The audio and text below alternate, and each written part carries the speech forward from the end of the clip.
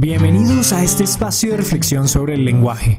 En esta ocasión nos preguntaremos por algunas de las maneras que existen actualmente para analizar o estudiar el lenguaje y sus diferentes componentes. ¿Cuáles son las diferentes miradas desde las que se puede analizar el lenguaje y sus respectivos usos? Veamos algunos ejemplos.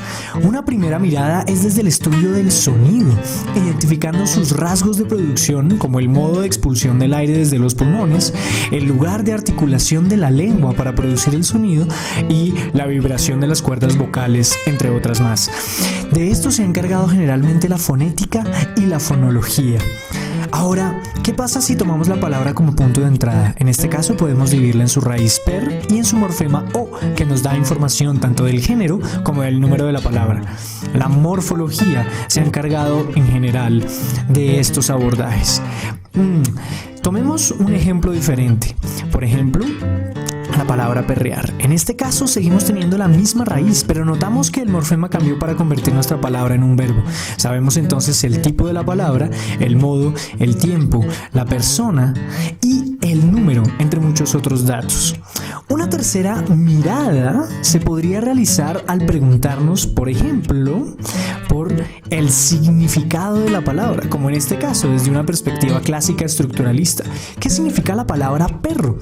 De esto se han encargado generalmente la lexicología y, por su parte, la semántica, preguntándose por la construcción del sentido. Ahora, ¿qué pasa si agregamos otra palabra más? En este caso, nos tendríamos que preguntar por su relación, y para hacerlo podemos hacerlo desde la morfología como desde la sintaxis. ¿Cuáles son las características de cada una de las palabras? Mi es un adjetivo posesivo, singular y en primera persona. Por su parte, perro es un sustantivo común, singular y masculino. Esto nos permite denotar una coordinación entre los dos elementos, una coherencia por el número. Lo anterior, el análisis morfológico, nos permite decir que mi perro es un sintagma nominal, es decir, un sintagma que tiene como núcleo un sustantivo y como complemento un adjetivo posesivo. Bien, hasta ahora, ¿cuántas miradas tenemos?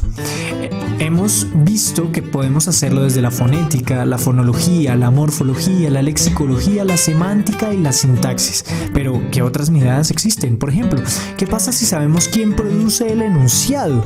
Entonces, podríamos preguntarnos por el género y la relación con el enunciado, la edad y su relación con el enunciado, su estatus social y la relación con el enunciado, o los usos del habla y su construcción narrativa, o la educación y su relación con el enunciado.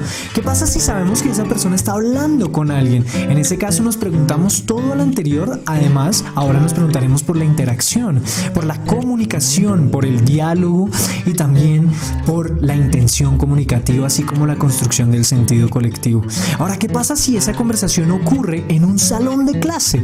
Pues bien, nos preguntaremos por todo lo anterior y además ahora nos preguntaremos por el contexto, la situación en la que ocurre el lenguaje, el espacio-tiempo en el que toma forma, los roles y las funciones asociadas, las expectativas de cada uno en ese contexto y, por supuesto, el sentido. Entonces, ¿cuántas miradas podríamos entonces hasta ahora encontrar? Bien, es importante mostrar que hasta ahora lo hemos hecho desde lo siguiente: desde el sonido, desde la palabra, desde el significado, desde la oración, desde el enunciado, desde el género, desde la edad, desde la educación, con la relación con el habla, el estatus social, la interacción, la comunicación, el diálogo, el discurso, la narrativa, el contexto, los roles y las funciones, entre muchas otras. Para saber más, los invitamos a visitar el blog Lenguajes, Culturas y Poderes. Muchas gracias.